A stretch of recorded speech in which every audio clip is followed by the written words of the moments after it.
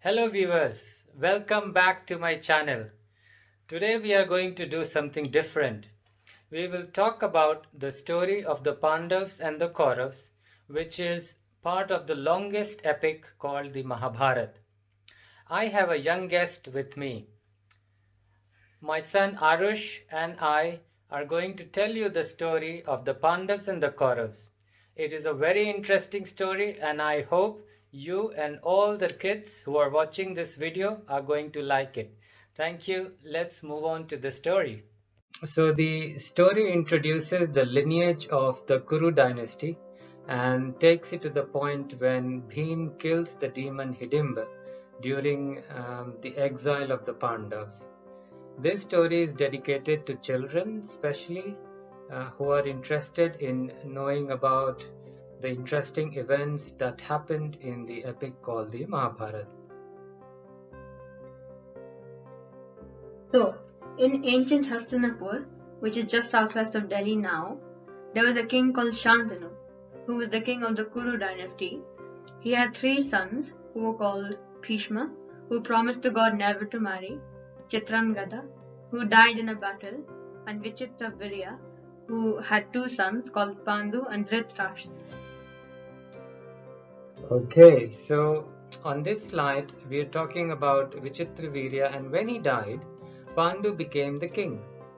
Now you may be wondering that if Dhritarashtra was elder to Pandu, why did Dhritarashtra not become king and why was Pandu made the king? Now the answer to this question is that even though Dhritarashtra was elder, he was blind, so he wasn't made the king. Now Pandu had 5 sons who were called Pandavas, and Dhritarashtra had 100 sons and one daughter called the Kauravas. Now the Kauravas, however, who was led by Duryodhan. Now, as some of us know that Duryodhan was the eldest son of Dhritarashtra, he did not like the Pandavas because the Pandavas were more popular in the Kuru dynasty for their love, compassion, and their kindness. Yeah. So, when Pandu died, Dhritarashtra became king in place for the next ruler, Prince Yudhishthir, because he was too young to rule. But Duryodhan wanted to be king. Because Yudhishthir was the eldest, Dhritarashtra couldn't favor his son because that's quite obviously unfair. That's right. So what happens next? Now, since the people of Kuru dynasty preferred Pandavas, Duryodhan wanted to win the favor of the public so he could be king after his father. He somehow persuaded his father, Dhritarashtra, to send the Pandavas to Varanavata for 1 year. Dhritarashtra wondered what his son's plans were, but because he loved his son so much that he just let him have his own way, unfortunately. So, the Pandavas realized that this was a plot to get rid of them. Still, they accepted the king's suggestion and left the very next day. The people of Hastinapur gave them a very sad farewell because they were very well liked there. Soon after they left, Duryodhan ordered some of his servants to go to Varanavata and build a palace made of lac. Lac is a dark red substance that when you heat it, it melts, but it doesn't drip. There was a very secret motive behind this. Right, so what was the motive? The Pandavas arrived in Varnavata with their mother Kunti.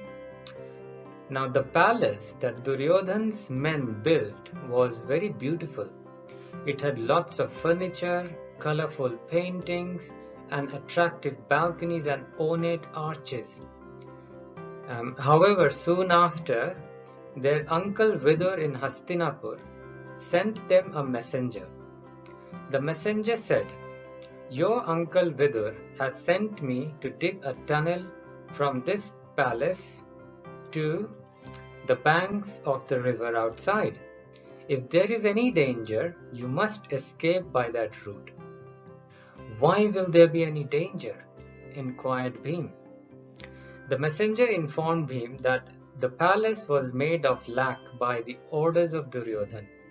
The guard of the palace has been instructed by Duryodhan to set it on fire as soon as he receives the order to do so. Yeah. The man sent by Uncle Vidur immediately started digging the tunnel. But a year passed and the palace was not set on fire. Arjun became quite worried, and he suggested that they set fire to the palace themselves and escaped unharmed. The other Pandavas and Kunti, their mother, agreed. So one night they set fire to the Lac Palace and escaped through the tunnel. They moved through the darkness until they reached the banks of the river, where they were met by a boatman, which was arranged by Uncle Vidur. The boatman rowed the boat across to the other side of the river. Then the Pandavas disappeared into the thick forest that bordered the river. Yeah, so there's lots happening in this story so far. Now, furthermore, the Pandavas continued to travel by night and rest by day so that they would not get noticed and caught. One day, as they lay down to rest in the middle of a dark forest, while Bhim stood guard, unnoticed by the Pandavas and their mother Kunti, they had been closely followed throughout the forest by a powerful demoness called Hidimba. She and her greedy brother Hitimba decided to kill the 6 humans that had strayed into their forest unfortunately. Fortunately for the Pandavas, Hidimba fell in love with the mighty Bhim. Hitimba approached the sleeping Pandavas as a beautiful woman and warned the watchful Bhim of her greedy and evil brother's plan. Enraged, Bhim challenged the demon and killed him in a fight that shook the whole earth. That's right.